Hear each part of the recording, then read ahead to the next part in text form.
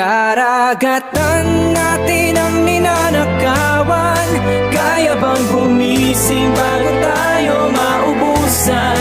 Karapatan natin ay ipaglalaban.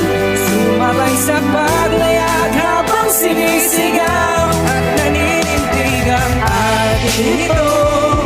Atin ito.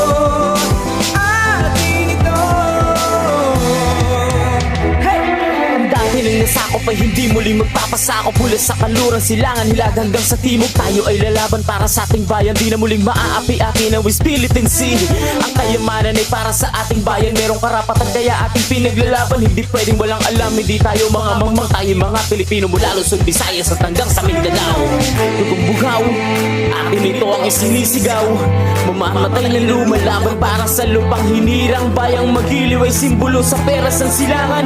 Tapos bisig na hindi kami magpapapigil sa mga manlulupig ay hindi pasisiil. Ang Pilipinas ay para sa mga Pilipino, kaya gising kababayan ko dahil sa Karagatan